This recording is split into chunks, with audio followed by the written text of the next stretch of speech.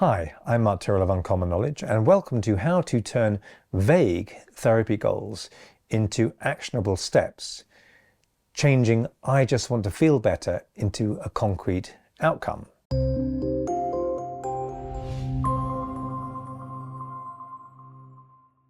So Chris, a client, told me he wanted to be rid of his depression in one session. So I told him the joke about the man who sent off for a correspondence course in muscle building.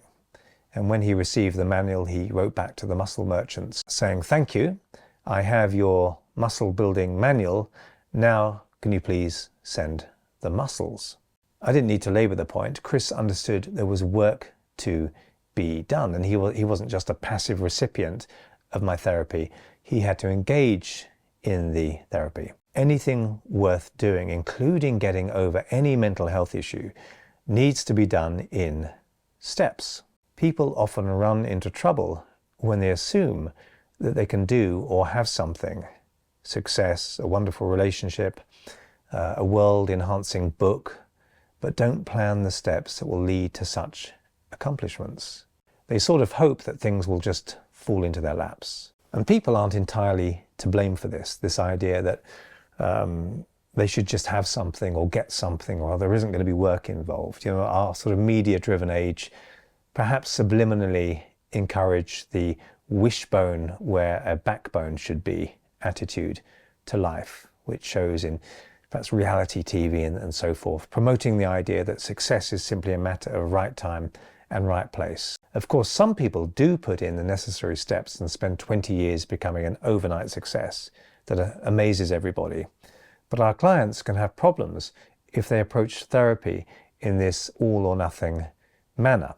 Okay, so here are 3 ways you can break down large therapy goals, such as the coming out of depression, into achievable steps. So number 1, use the client's metaphors to help them take the right steps.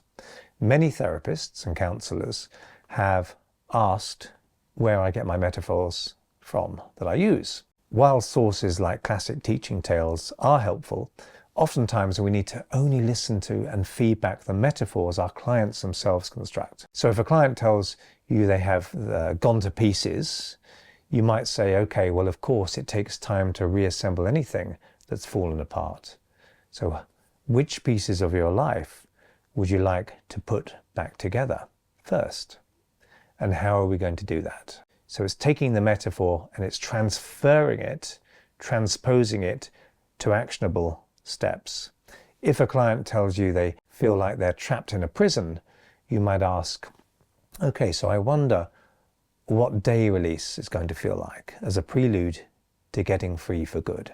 What would 10 minutes or half an hour out of that prison be like?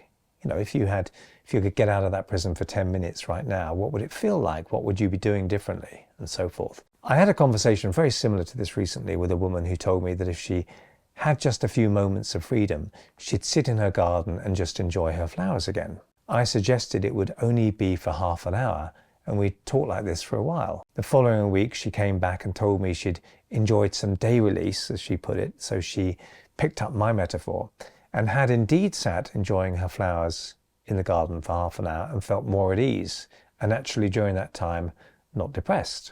Number 2, keep the ball rolling and get them rolling it. Sometimes therapy really can be quick. You know, you might see a smoker just once, or know how to treat phobias, or even post-traumatic stress disorder, especially if it's from a one-off event. And you might see the person in only 1 or 2 sessions for those types of things.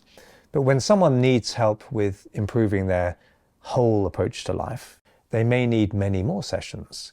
So we need to keep things moving and help our clients keep from feeling bogged down by problems that seem too large to fix. You might ask a person who's hoping to make more connections with more people, more social connections, what one thing can you do in the coming week to make it more likely that you'll make contact with people? If they can't come up with any ideas themselves, this doesn't mean you can't make suggestions, such as they might email a friend they haven't seen for ages. Just one thing, one little thing.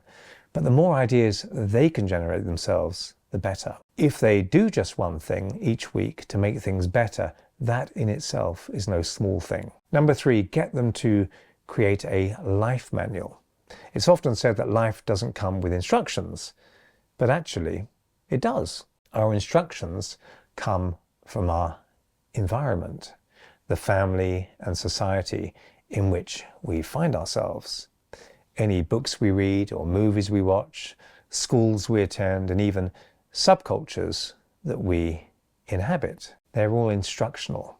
Attitudes, ideas, norms, beliefs, and values are all, in a way, instructions. Some people's instruction manuals help them. Some people's manuals contain limiting beliefs that hinder them. But we can take the metaphor of an instruction manual and put it to good use in therapy. The following thought experiment is a great way to get clients really thinking about constructing the steps out of their larger trouble. One of the reasons why my client Chris felt depressed was because he wanted to find a partner, or in his words, a woman to be happy with.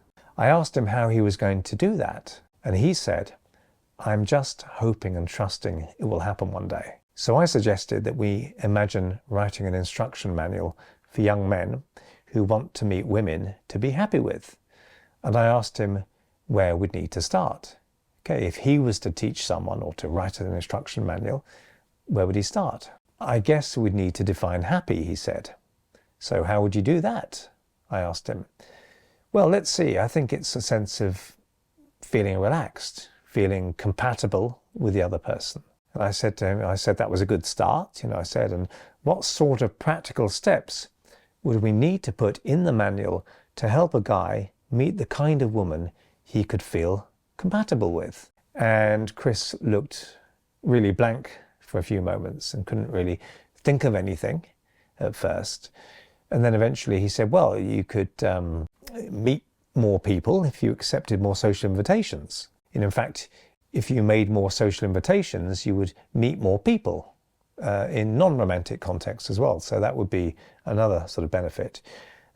He said that you could join a gym, or perhaps you might change jobs, have a more sort of sociable job, find something where you wouldn't be working on your own all the time, and there'd be plenty of other people around and so forth. By now he was getting quite sort of animated. He said, you could work on yourself a bit too. You could learn more social skills, how to relax more when around women.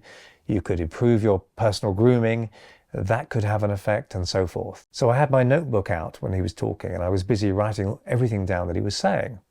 And then Chris stopped and smiled, and he said, "I've just written my own instruction manual, haven't I?" "Right," I said. "So where are we going to start?" Rome truly wasn't built in a day. The space race wasn't won all at once. The journey of 1,000 mastered musical pieces begins with one solitary note, and no one can order muscles through the mail. So I hope you found that useful, and if you did, please hit like and subscribe, and if you want to hear when my next video is published, hit the notification bell below this video. I'm Mark Tyrrell of Uncommon Knowledge, and if you'd like to subscribe to my email newsletter, you can find it over at unk.com/blog. That's unk.com/blog. And you can get a blog from me every week. Thanks for watching.